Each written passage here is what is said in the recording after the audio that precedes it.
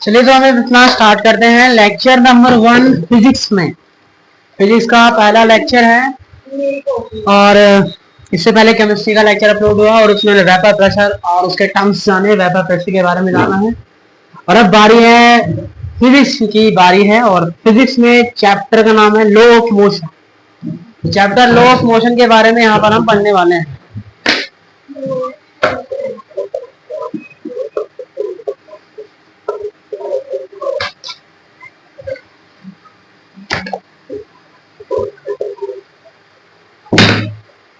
Chapter का नाम है लॉ ऑफ मोशन। बेसिकली इस चैप्टर में सबसे पहले हम जानेंगे मोशन के लॉ क्या है। आइए थोड़ा डिस्कस करते हैं लॉ ऑफ मोशन में पढ़ने क्या वाले।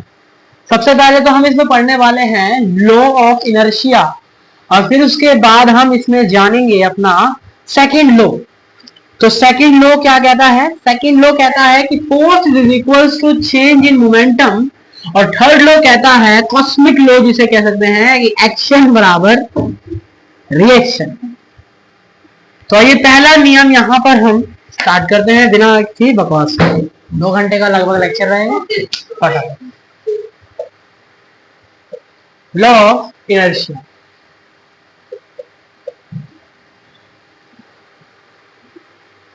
कल हमने बताया भी था कि इनर्शिया होता क्या है, आज फर्दर उसे रिपीट करेंगे।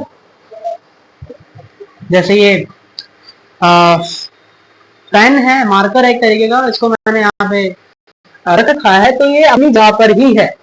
अगर मैं इससे फोर्स लगाता हूं तब जाके अपनी जगह को चेंज करता।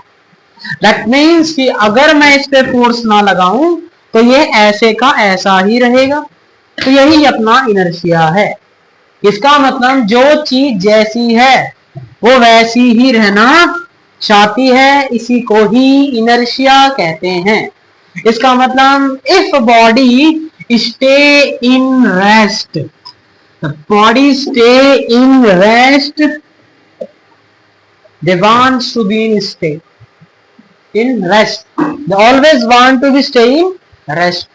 अगर बॉडी मोशन में है तो बॉडी मोशन में ही रहना चाहेगी अनटिल एक्टेड अपॉन फोर्स, जब तक कि इस पर कोई फोर्स ना लगे। अगर इस पे कोई भी फोर्स नहीं लगाया गया तो वह वस्तु अगर रेस्ट में है तो रेस्ट में ही रहना चाहेगी और अगर मोशन में है तो मोशन में ही रहना चाहेगी। इसी को ही हम लॉ ऑफ इनर्शिया भी कहते हैं। तो बस इतना ही था। अब इसका डेफिनेशन अगर लिखना चाहते हैं तो बोल देते हैं, उसे लिख सकते हैं। डेफिनेशन क्या है इसका? इसका डेफिनेशन है कि an object is at rest stay at rest and an object in motion stay in motion until unless acted by the force। याद रखना, इनर्शिया हमेशा अपोज करता है उसके मोशन का। इनर्शिया क्या है? एक अपोज करने का गुण है, मतलब विपरीत हमेशा क्या करेगा? अपोज करेगा। Inertia always oppose a motion. मतलब कोई चीज रेस्ट में है तो उसे मोशन रेस्ट में ही रहने देगा, मतलब मोशन में आने से रोकेगा। इसलिए तो हमें फोर्स लगाना पड़ता है कि जब फोर्स नहीं लगाएंगे तो ऑटोमेटिकली चल जाना चाहिए। अगर इनर्शिया अपोज नहीं करता तो कोई चीज मोशन में है तो ऑटोमेटिकली रुक जानी चाहिए बिना किसी ब्रेक को दबाए। इसका मतलब inertia always oppose the motion, ये हमें समझ लेना चाहिए। सेकंड नियम है, इसमें इतना ही है, ज्यादा कुछ भी नहीं है। सेकंड है लॉ ऑफ, सेकंड लॉ जिसे हम कह रहे हैं मोमेंटम का नियम, सेकंड लॉ, सेकंड्स लॉ। तो इसमें न्यूटन जी ने हमें बताया कि जो फोर्स होता है वो change in momentum with respect to time होता है। Momentum force is equals to change in momentum with respect to time. dt upon में dt is equals to force होता है। यही आइजैक न्यूटन ने हमें सेकंड नियम बताया। इन्होंने क्या बताया कि जो मोमेंटम होता है ये mv के बराबर होता है। इसका मतलब कोई चीज इनर्शिया में है और उसके इनर्शिया को डिस्टर्ब करना है तो आपको फोर्स लगाना पड़ेगा। अगर आप फोर्स लगाना चाहते हैं तो आपको उसके मोमेंटम को भी डिस्टर्ब करना पड़ेगा। मोमेंटम किस पे डिपेंड करेगा? उसका मास क्या है, उसका वेलोसिटी क्या है। आप जो फोर्स लगाएंगे वो इसी पे तो लगाएंगे, वो कितनी तेज चल रहा है, उसका मास क्या है, इन्हीं चीज को देख के क्या लगाया जाता है। तो मतलब हम कह सकते हैं कि फोर्स डिपेंड्स करता है momentum with respect to time. मतलब force is equal to D P upon D T. इसका मतलब फोर्स किस पे डिपेंड कर रहा है? मोमेंटम पे। तो यही से फॉर्मूला है कि एफ बराबर d p by d t. अब हम क्या कर सकते हैं, हम जाने तो हमने बताया कि P बराबर एम वी होता है, तो इस P की जगह लिख सकते हैं एम वी लिख सकते हैं। P की जगह लिख सकते हैं m v which is equal to force f vector. अब देखो इसको डिफरेंशिएट करना बताया है तो दो चीज या दो फंक्शन अगर डिफरेंशिएशन में होते हैं उनको डिफरेंशिएट करना होता है तो कैसे डिफरेंशिएट करते हैं? आप क्या करिए, पहले इसको डिफरेंशिएट करेंगे, इसको एज इट इज रखेंगे, फिर प्लस का साइन लगाएंगे, फिर इसको एज इट इज रखेंगे, इसको डिफरेंशिएट करेंगे, तो इस तरीके से हमारा फोर्स आ जाएगा। तो यही हमारा फोर्स का फॉर्मूला भी है। तो फोर्स का फॉर्मूला क्या होता है? फोर्स का फॉर्मूला होता है dp अपॉन dt। फोर्स बराबर होता है m dv by dt plus v dm by dt। यही अपना क्या है? फोर्स का फॉर्मूला है। लेकिन आपने तो पढ़ा है कि फोर्स का फॉर्मूला तो कुछ और ही होता है, और फोर्स का फॉर्मूला होता है क्या? F बराबर एम ए। हमने तो यही पढ़ा है। तो अब हमने ये क्या लिख दिया, कुछ कहना चाहेंगे?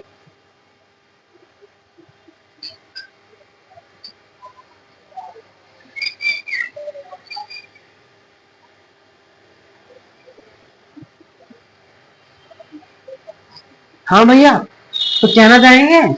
हमने तो F बराबर एम ए पढ़ा है, ये क्या चीज आ गई? ये तो कुछ था ही नहीं, ये कहां से आ गया? तो हमने तो ये पढ़ा ना, फोर्स बराबर एम ए, ये लॉ ऑफ इनर्शिया है। तो फोर्स बराबर एम ए होता है तो ये कहां से आ गया? अगर मैं मास को कांस्टेंट कर दूं, मास मतलब मास ना बदले, इस वस्तु का जो द्रव्यमान है वो रहे वो ना बदले, माने 5 ग्राम के तो 5 ग्राम ही रहे, मतलब मास क्या कर दे? कांस्टेंट। मतलब मास क्या हो गया? अब बताओ किसी कांस्टेंट का डिफरेंशिएशन क्या होता है? क्या आता है? किसी कांस्टेंट वैल्यू का डिफरेंशिएशन क्या आता है?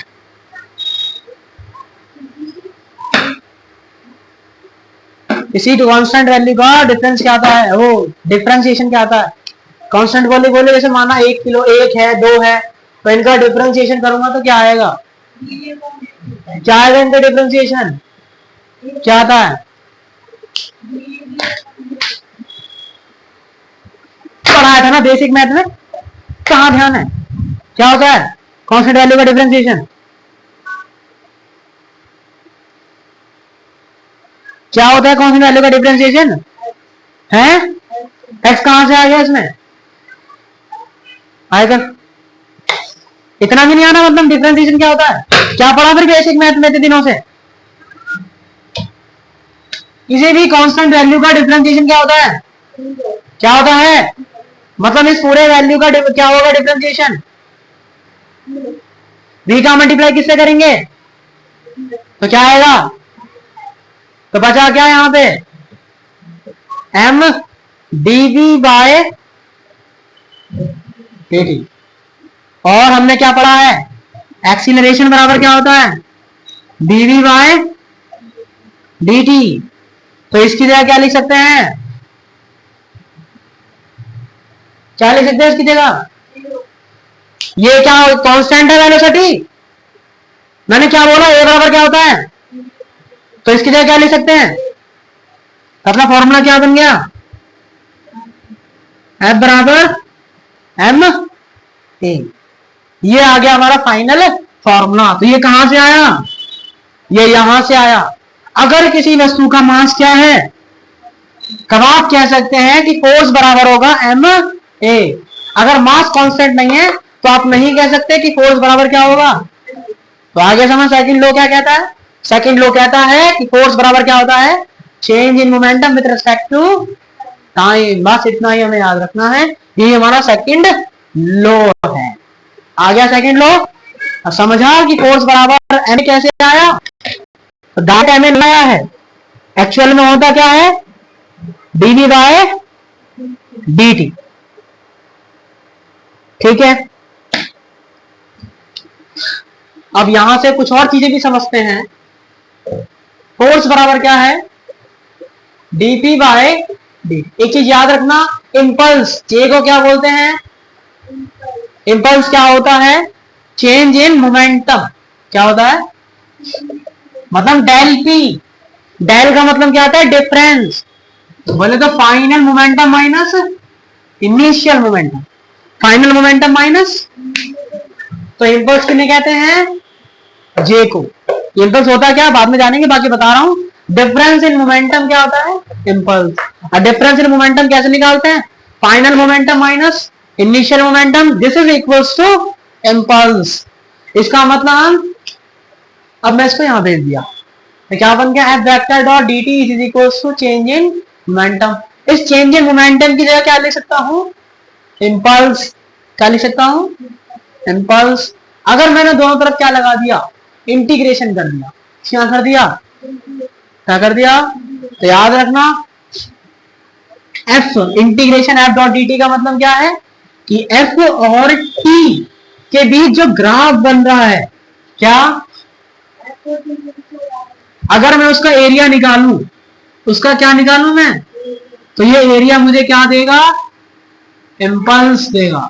ये एरिया मुझे क्या देगा, और इम्पल्स क्या होता है, चेंज इन मोमेंटम। तो याद रखना है, क्या याद रखना है कि इंटीग्रेशन एफ डॉट dt बराबर क्या होता है, चेंज इन मोमेंटम। बोले तो इम्पल्स क्या होता है, क्या होता है, इम्पल्स होता है। और एफ और टी के बीच ग्राफ बनाते हैं, इसका मतलब क्या होता है कि एफ और टी के बीच अगर ग्राफ बनाओगे तो क्या मिलेगा, ग्राफ का जो एरिया लोगे क्या मिलेगा, चेंज इन मोमेंटम, मतलब इम्पल्स मिलेगा। क्या मिलेगा, इम्पल्स मिलेगा। ठीक है, और देखिए मैंने आपको पढ़ाया था, इसको क्या भी बोला जाता है, slope. D by D T की फॉर्म में लिख देना क्या कहलाता है, स्लोप। क्या कहलाता है, स्लोप। क्या कहलाता है, मतलब ये क्या है, स्लोप। इसका मतलब पी और टी के बीच जो ग्राफ खींचोगे, डीपी बाई डी टी का मतलब क्या है, मतलब समझो, डीपी और डी टी का मतलब क्या है कि पी और टी के बीच जो ग्राफ खींचोगे, उस ग्राफ जितना एंगल बनाएगा, वो ग्राफ जितना एंगल बनाएगा वो क्या होगा, तुम्हारा फोर्स होगा। इसका मतलब फोर्स क्या है, स्लोप है। फोर्स क्या है, किसकी, पी और टी के बीच बने ग्राफ का जो स्लोप होगा वो क्या कहलाएगा, तुम्हारा फोर्स कहलाएगा। क्या कहलाएगा वो, ये टर्म्स भी होगी, याद होगी मुझे। बेसिक मैथ में मैंने सब बता दिया था, पहली बात यहां बताने का मौका नहीं होना चाहिए, क्योंकि मैंने यहां बता दिया है। क्या बताया मैंने, बताओ क्या बताया है, कि ई क्या बताया इम्पल्स के बारे में,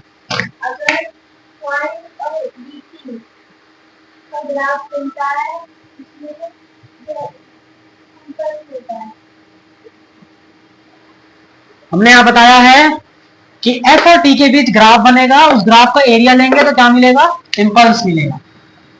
और पी और टी के बीच ग्राफ खींचोगे और उस ग्राफ का जो स्लोप होगा वही क्या होगा, हमारा फोर्स। वही क्या होगा, हमारा, समझ आ गया।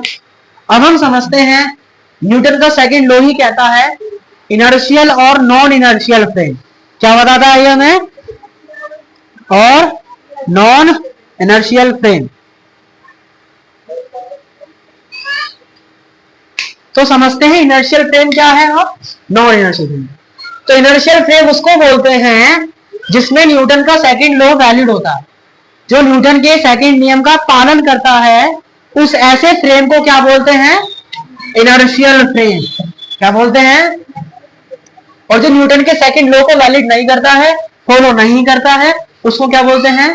Non inertial frame. Inertial frame में क्या क्या आएगा? जो भी कैलकुलेशन क्या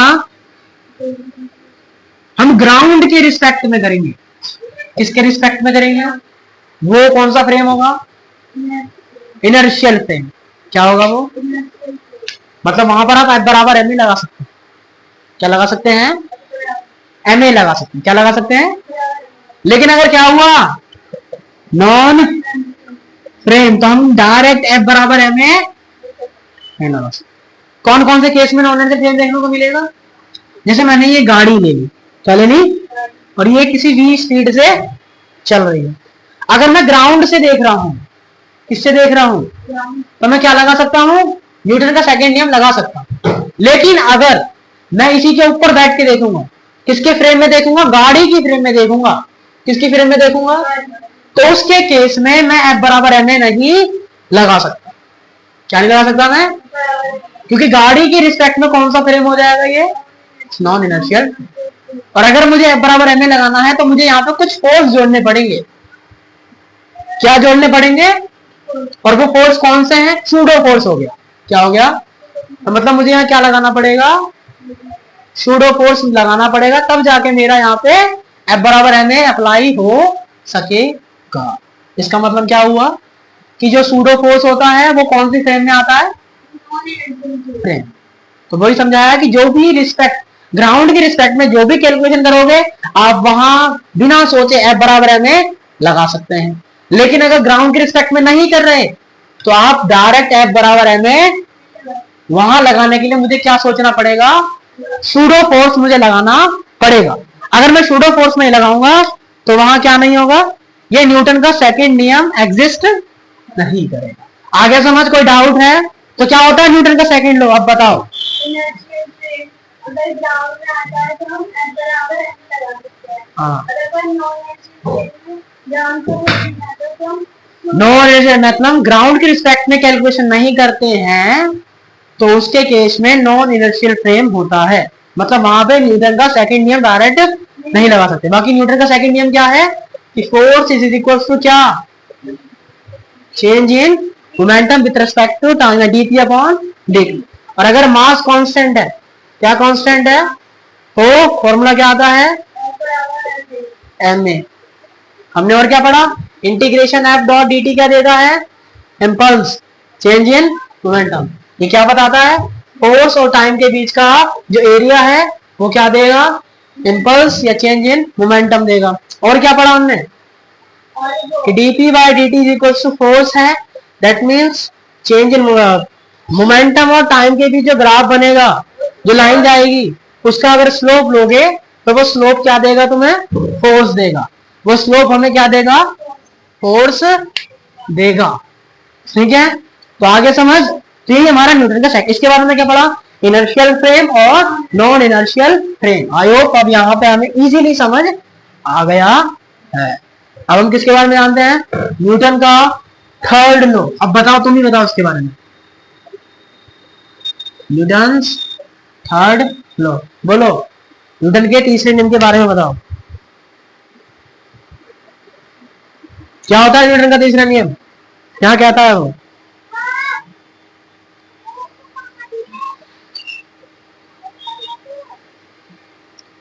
क्या होता है न्यूटन का तीसरा नियम?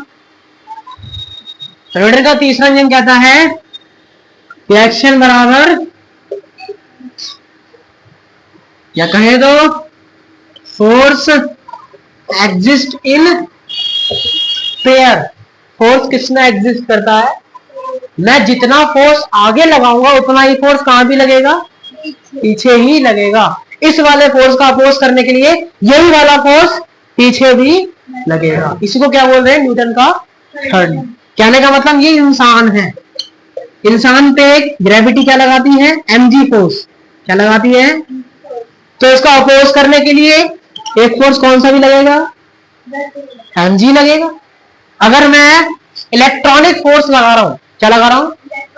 तो इधर से कौन सा फोर्स आएगा? इलेक्ट्रॉनिक फोर्स ही आएगा। तो इसका मतलब force exist in pair. Force किसमें एग्जिस्ट करते हैं? ताकि वो एक दूसरे के क्या कर सके, कैंसल आउट कर सके, एक दूसरे के फोर्स को क्या कर सके, कैंसल आउट कर सके। Action and reaction are of same nature. Action reaction क्या होते हैं, सेम नेचर के होते हैं, लेकिन उनका डायरेक्शन अपोजिट होता है। उनका डायरेक्शन क्या होता है, जैसे मैंने इसको हाथ मारा तो मेरे हाथ में भी झटका आया, इसका मतलब जितना ही फोर्स मैंने लगाया उतना ही फोर्स वापस भी आया, लेकिन डायरेक्शन चेंज हो गया। तो ये क्या है अपना थर्ड नियम, क्या ये न्यूटन का तीसरा नियम भी हमें यही कहता है। ठीक है, तो समझ आ गए। बाकी इसके बाद हम जानेंगे फ्रिक्शन क्या होता है वगैरह वगैरह, कुछ चीजें हैं जो मैंने अभी तक बताई, इसको समझ लेते हैं। क्या फोर्स हमेशा पेयर में एग्जिस्ट करेगा। दूसरा point, a particle A exert force F on particle B. अगर ये वाला फोर्स आगे लग रहा है तो ये वाला फोर्स अपोज करने के लिए उल्टी डायरेक्शन में लगेगा, लेकिन मैग्नीट्यूड दोनों का जितना जितना मान इसका होगा उतना ही मान इसका भी होगा। ठीक है, और दोनों सेम नेचर के होते हैं। क्या, इनको हम एक्शन रिएक्शन पेयर भी बोलते हैं। बस और क्या होगा। अब हम आगे बढ़ते हैं और कुछ क्वेश्चंस करते हैं। समझ आ गया, पूरा हमने बता दिया कि इनर्शियल फ्रेम में क्या होगा, और अगर आप नॉन इनर्शियल फ्रेम में हैं और एफ बराबर एम ए लगाना चाहते हैं तो हमें सूडो फोर्स डालना पड़ेगा या कुछ करेक्शन टर्म डालनी पड़ेगी, तब जाके क्या लग सकेगा, एफ बराबर एम ए लग सकेगा। इसके बाद हमने क्या पढ़ा, थर्ड नियम पढ़ा। थर्ड नियम बताया इन्होंने, एक्शन मतलब क्या होता है, रिएक्शन। फोर्स हमेशा पेयर में एग्जिस्ट। आइए कुछ क्वेश्चन करते हैं। पहला क्वेश्चन, अब सिर्फ क्वेश्चन ही क्वेश्चन होगा, थ्योरी खत्म, अब सिर्फ क्वेश्चन, थ्योरी बाकी की कल आएगी। अब फटाफट क्वेश्चन करते हैं। पहला क्वेश्चन पहले तुम करेंगे, मेरे उतारने से पहले फटाफट स्टार्ट हो जाओ। क्या दिया है, मास कितना है, 2 किलो, मास 2 किलो है, और मोमेंटम दिया है पी इनिशियल दिया है ये,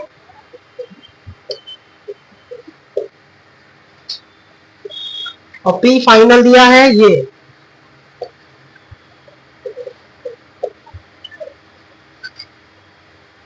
और टाइम दिया है 5 सेकेंड। क्वेश्चन क्या डिमांड कर रहा है, एक तो एफ बताओ और एक्सीलरेशन बताओ। जल्दी से करके बताओ क्या आएगा इसमें।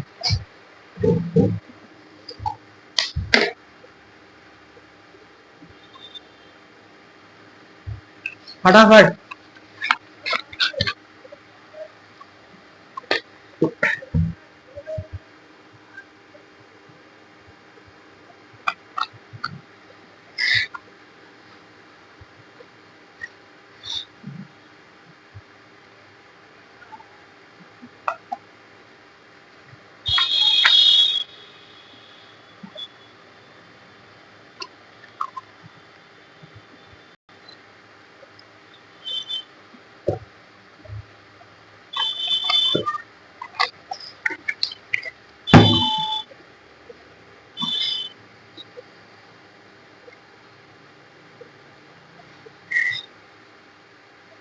क्या आया आंसर,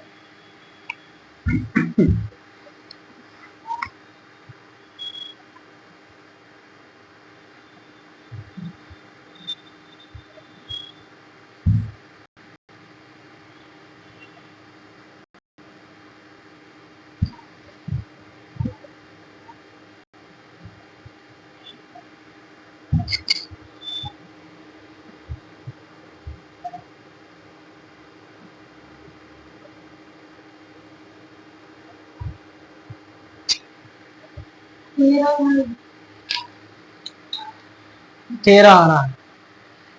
और फिर लेके आ रहे क्या आ रहा है, क्या किया है फिर लेके आए?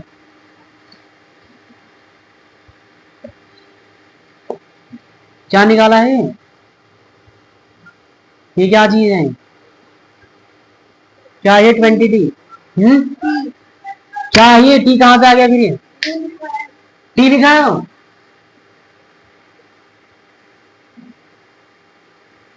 कुछ आता भी है? बेसिक मैथ बिल्कुल वीक है। बहुत उधर हमें निकालना है डेल्टा पी। ये आई कैप है। आई कैप का मतलब होता है डायरेक्शन, इन एक्स डायरेक्शन में है वो। और जे कैप का मतलब होता है डायरेक्शन किसमें है, मतलब होता है डायरेक्शन किसमें है, जेड एक्सिस में है। तो आई वाली आई के साथ ही घटाएंगे, आई वाली को जे के साथ नहीं घटा सकते। एक्स को एक्स में करेंगे, वाई को वाई में करेंगे। तो हमें क्या निकालना है, डेल्टा पी निकालना है। तो कैसे निकलता है ये, P final minus P initial. तो पी फाइनल कितना है, 14 I cap plus 15 J cap minus में पी इनिशियल माइनस का 20 I cap minus minus plus plus का कितना 10 जे कैप। अब आई कैप को आई कैप के साथ माइनस करते हैं, 40 में से कितना गया, कितना बचा, जे कैप को जे कैप के साथ कितना आएगा 25 जे कैप। किया गया अपना मोमेंटम। तो अब क्या बोला था मैंने, फोर्स, एवरेज फोर्स का फॉर्मूला क्या होता है, change in momentum upon time. तो चेंज इन मोमेंटम कितना है, ये रहा, और टाइम कितना है, अब 5 से डिवाइड कर दो, 5 चौक 5 पंजे। तो अपना फोर्स क्या आ गया, 4 आई कैप प्लस 5 जे। कितना आ गया, 4 आई कैप प्लस, अगर वो मैग्नीट्यूड पूछता है, ये तो वेक्टर में बता दिया, अगर वो क्या पूछता है तो हम कैसे निकालेंगे मैग्नीट्यूड, अंडर रूट लेंगे, इसका स्क्वायर करेंगे, क्या करेंगे प्लस लगाएंगे, और फिर कितना आएगा 4 चौक 16 5 पंजे। तो आंसर कितना आ गया 41 न्यूटन, रूट 41 न्यूटन अपना फोर्स आ गया मैग्नीट्यूड। और अगर वेक्टर में पूछेगा तो उसने हमसे और क्या पूछा है, मास क्या कांस्टेंट है। तो फॉर्मूला क्या लगाएंगे, F बराबर में हमें क्या निकालना है, तो ये वेक्टर बराबर क्या आ जाएगा, तो F कितना है, हमें वेक्टर में लिखना होता है, और ये कितना है, तो अपना आंसर क्या आ गया 4 आई के प्लस आई जे कैप अपॉन 2। और एक्सीलरेशन का यूनिट क्या होता है, मीटर पर सेकेंड स्क्वायर। अगर वो क्या पूछे, मैग्नीट्यूड पूछे, क्या पूछे, तो क्या करेंगे, इसका मैग्नीट्यूड निकालेंगे, तो रूट 41 आएगा, डिवाइड कर देंगे 2 से। ये अपना आ गया आंसर। आ गया समझ, आया नहीं आया, क्या फिर से समझाऊं, क्या ये बता, ये समझाऊं, तो F बराबर क्या वैल्यू आई हमारी, अब उसको किससे भाग कर दिया, इसमें क्या समझाना है, और क्या समझाना है, ये हमारा क्वेश्चन हो गया। अब दूसरा क्वेश्चन करते हैं। माना ये 4 किलो है, अब निकालो कितना आएगा, हाँ सेकंड में 10 सेकंड, करो फटाफट, 1 मिनट का समय है।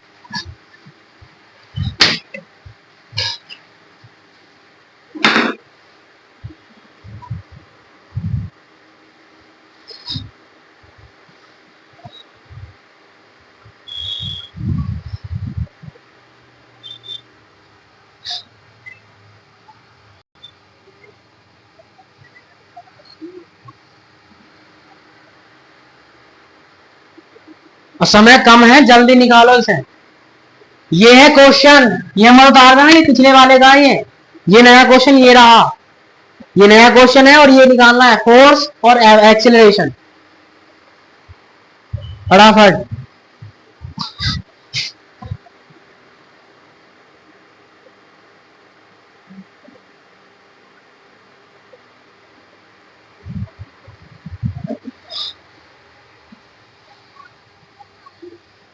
क्या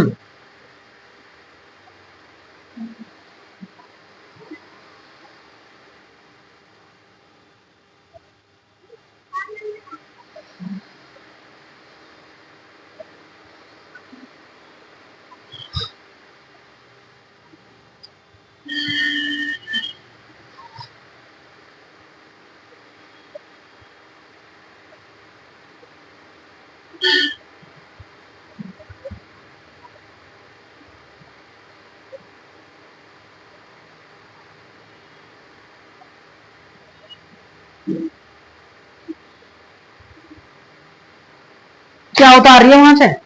क्या बोला है मैंने करने के लिए? उतारने के लिए बोला मैंने? क्या करने को बोला है मैंने? वहां से देख देख के कर रही है।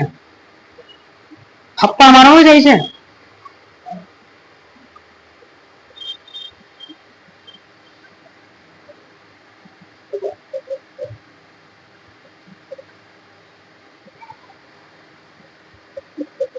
ये नया क्वेश्चन है, ऐसे करना है फटाफट।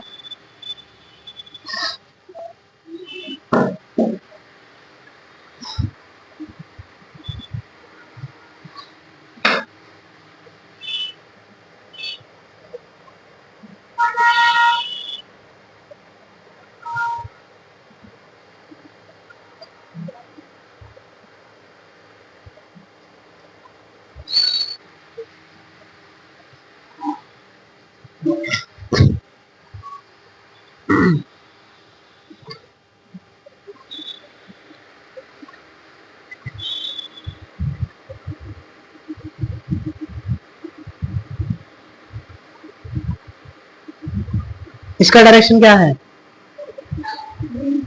डायरेक्शन क्या था इसका?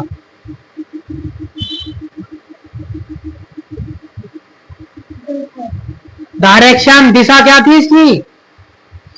बीच की डायरेक्शन क्या है? डायरेक्शन कौन लिखेगा? मैंने क्या बोला है? अलग अलग डायरेक्शन जुड़ती नहीं है, उनको अगर जोड़ना है तो हमें यहां से जो भी आएगा उसका स्क्वायर यहाँ लिखना पड़ेगा। जब कह रहे थे कहां था ध्यान की, जब समझ नहीं आया तो बोला क्यों नहीं फिर से?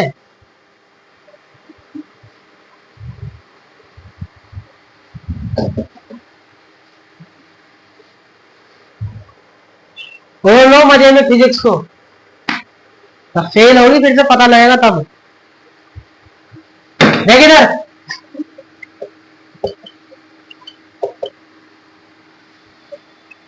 T final minus P initial. और अब की समझ नहीं आया ना तो बहुत मारूंगा सही से भी। फाइनल मोमेंटम ये रहा, इनिशियल मोमेंटम ये रहा। क्या बोला था मैंने? दो अलग अलग डायरेक्शन को कभी भी प्लस नहीं करते हैं, सेम डायरेक्शन होती है तभी प्लस माइनस करेंगे, वरना नहीं कर सकते। 14 आई कैप में से पूरा लिखा मैंने, 14 I cap 515 J cap, minus में ये पूरा ब्रैकेट तो -20 आई कैप एंड प्लस में 10 जे कैप। जे कैप से प्लस होगा और आई कैप से प्लस होगा, या जो भी हो रहा है वो होगा। यहाँ माइनस होगा तो माइनस कर दिया, यहाँ प्लस हो रहा है तो प्लस कर दिया। अब दोनों को प्लस नहीं कर सकते, इसका डायरेक्शन आई कैप है मतलब इसका डायरेक्शन एक्स एक्सिस में है, इसका डायरेक्शन जे कैप है इसका मतलब डायरेक्शन वाई एक्सिस, दोनों को प्लस नहीं कर सकते। तो चेंज इन मोमेंटम कितना आ गया? फोर्स का फॉर्मूला क्या होता है? एक्सीलरेशन पता है? एक्सीलरेशन पता है? तो तुम्हें एक्सीलरेशन पता है तो कहां से निकालेगी फोर्स फिर? डीपी कितना है और टाइम कितना है? तो ये क्या आ गया अपना आंसर। अगर वो क्या पूछता, फोर्स का मैग्नीट्यूड, ये वेक्टर है, ये क्या है? वेक्टर क्या होता है? जिसमें दिशा की जरूरत पड़ती है। और क्या पूछ रहा है वो? तो क्या करेंगे, पहले भाग कर लेते हैं 10 दूनी, और यहाँ क्या आएगा 2.5, कितना आएगा?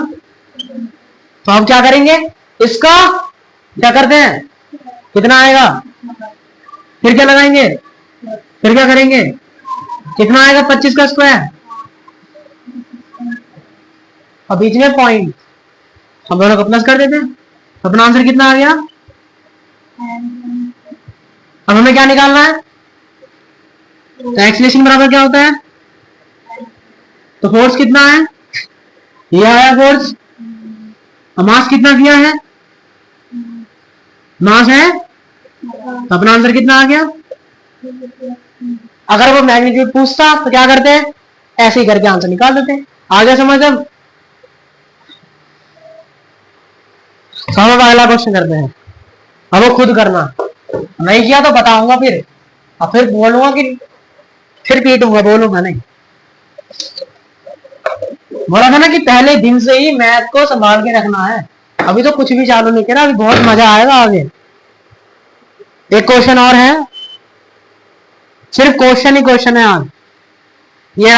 ये दीवार है, क्या है ये, एक बॉल इधर जा रही है और बॉल की स्पीड है 40 मीटर पर सेकंड। बॉल की स्पीड कितनी है, 40 मीटर पर, और बॉल वापस टकराने के बाद इधर आती है और बॉल की स्पीड कितनी है, बॉल का मास कितना दिया है, 300 ग्राम। याद रखना हमेशा कैलकुलेशन किसमें करते हैं, तो किसमें चेंज करेंगे, तो किससे भाग करेंगे, तो कितना आएगा, पॉइंट से। तो क्वेश्चन में क्या पूछा है, फोर्स पूछा है, क्या पूछा है, समय कितना दिया है, 200 मिली सेकेंड। कितना दिया है, एक मिली में कितना होता है, 10⁻³ तो कितने सेकंड दिए हैं, कितने सेकंड। तो बताओ कैसे करेंगे। इस बार उन्होंने हमें मोमेंटम नहीं दिया, तो मोमेंटम खुद निकालना पड़ेगा। तो मोमेंटम का फॉर्मूला क्या होता है, क्या, मैं क्या पूछ रहा हूँ, पी बराबर क्या होता है, मोमेंटम बराबर क्या होता है, एमवी। मास दिया है और वेलोसिटी, ये क्या फिर है, तो क्या निकालेंगे सबसे पहले, पहले इनिशियल मोमेंटम निकालेंगे, मतलब मेरे जा रहा था इसका निकालेंगे, फिर वापस आ रहा था फाइनल निकालेंगे, फिर दोनों को माइनस कर देंगे तो डीपी निकल जाएगा, फिर किससे भाग दे देंगे तो क्या मिल जाएगा। करो फटाफट जल्दी से, क्या आएगा आंसर फटाफट, 28 29 से मांग लूंगा। ओहो कितना बारिश आ रहा है।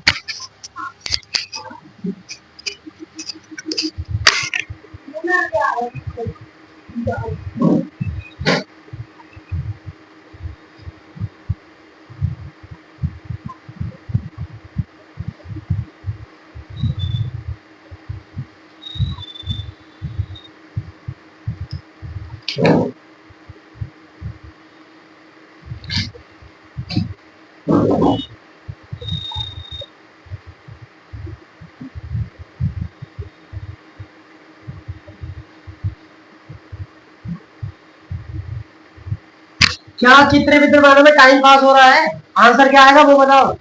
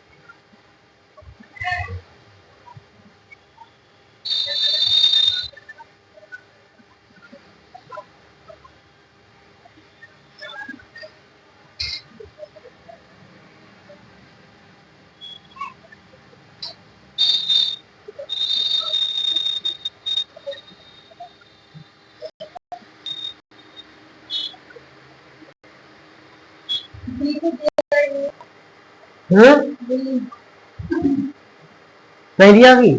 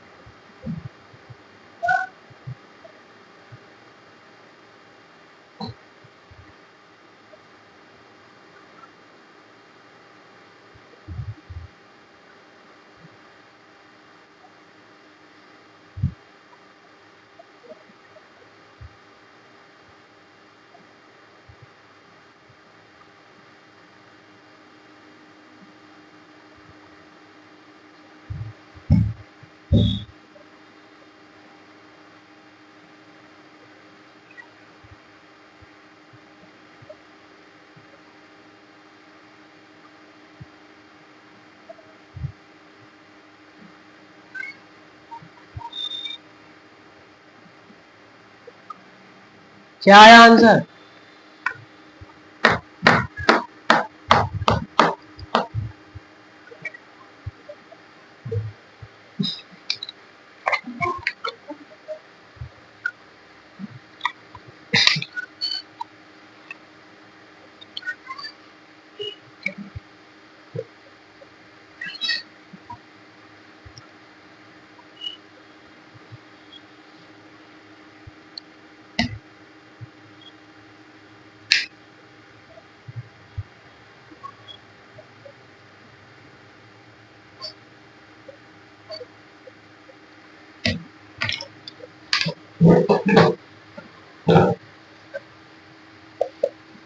ये जा रहा है इधर 40 मीटर पर सेकंड से, मास दिया है ये, इनिशियल मोमेंटम आ गया 12, इस डायरेक्शन को बोलेंगे आई कैप, एक्स में जा रहा है इसलिए इसको एक्स बोलते हैं, इसको वाई बोलते हैं और इसको जेड बोलते हैं। टी फाइनल निकालेंगे, ये इधर आ रहा है मतलब माइनस एक्स एक्सिस हो गया, तो माइनस आई कैप 30 मल्टीप्लाई में 0.3, तो कितना आ गया माइनस का 9 आई कैप। तो बस डेल पी निकालेंगे, तो डेल पी क्या होता है? Final momentum minus initial momentum, initial momentum ये रहा, तो कितना आ गया -21 आई कैप। जोड़ सकते हैं कि दोनों का डायरेक्शन सेम, तो फोर्स बराबर क्या आ गया? Del p upon del t. Del p कितना है? 21 आई कैप, और टाइम कितना दिया है? 200 अपॉन 10 की पावर 3। तो ये क्या आ गया अपना आंसर आ गया। हमने इस आंसर को ऐसे कर लिया।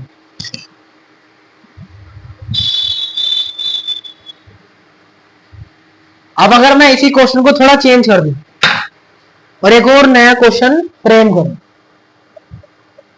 तो अब जो क्वेश्चन दिया है हमें वो कह रहा है कि बॉल सीधी नहीं गई, बॉल टेढ़ी जा रही है, बॉल जा रही है अब टेढ़ी, बॉल जा रही है टेढ़ी।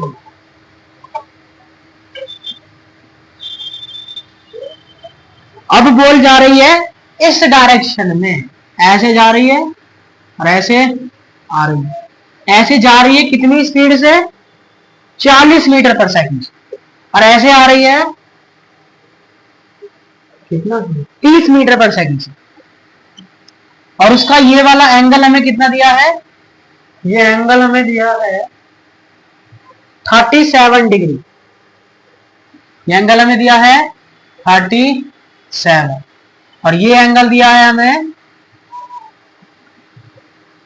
ये नहीं दिए हमें एंगल, हमें एंगल ये वाले दिए, ये वाले, ये 37 है और ये 37। अब बताओ फोर्स कितना होगा, फोर्स कितना होगा ये पूछा है, कैसे निकालें? तो कभी भी किसी एंगल पर कोई चीज आती है, क्या आती है? तो हम सबसे पहले उसके कंपोनेंट करते हैं, क्या करते हैं? मतलब इसे एक्स में और वाई में तोड़ लेते हैं, क्या कर लेते हैं? तो यहाँ सबसे पहले हमें इसका एंगल निकालना पड़ेगा। यहाँ क्या खींची मैंने? सीधी लाइन, क्या खींची? हमने क्या पढ़ा है? ये वाला एंगल अगर जेड बने, क्या बने? तो ये वाला एंगल किसके बराबर होता है? मतलब ये 37 है तो ये भी कितना होगा? सेम। ये 37 है तो ये भी कितना होगा? तो हमें इनके एंगल पता लग जाए। अब इन्हें वाले वेक्टर को इसके अलग तोड़ देंगे, क्या करेंगे? तो एक ये ऐसे जाएगा, ये एक ऐसे जाएगा और एक वाई में जाएगा। ये वाला वेक्टर किस में जाएगा?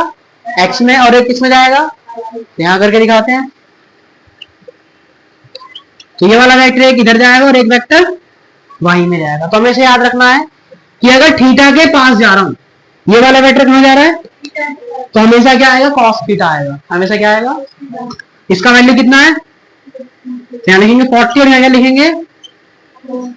और थीटा से दूर जाते तो क्या लिखते हैं? Sine theta. और थीटा कितना दिया है? तो ये वैल्यू मैंने रटवाई है, cos 37 sin 37। ये ग्राफ बोला था याद करने के लिए। ये ट्रायंगल क्या होता है? इस ट्रायंगल में ये 5, ये 3, ये 4, ये 53, ये 37 और ये 90।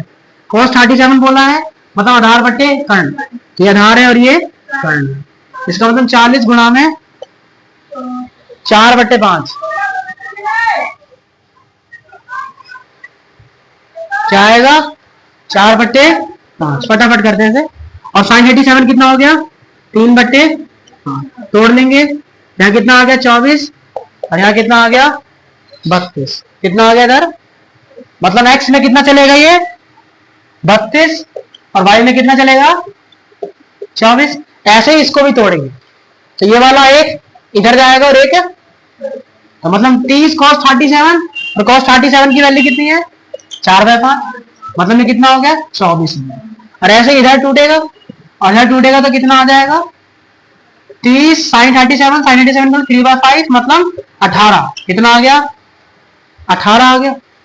अब बाकी क्वेश्चन अपने आप करना। इस वाले को -y बोलना, इस वाले को +y बोलना। इसको x बोलेंगे, इसको -x। अगर इधर जाएगा तो i कैप, इधर आएगा तो -i कैप। इसका डायरेक्शन इधर है ना, तो ये इधर आएगा।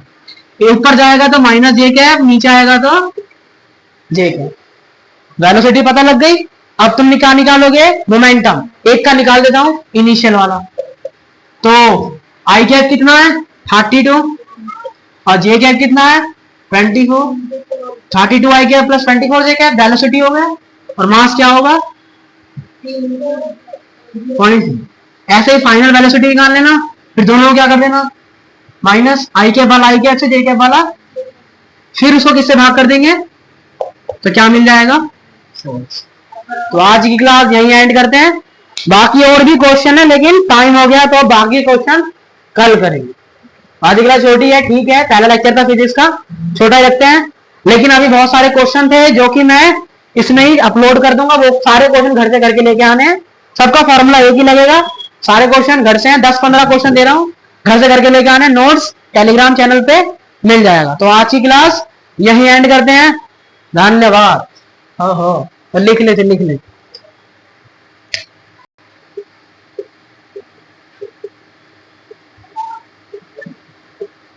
चलो भाई, थैंक यू।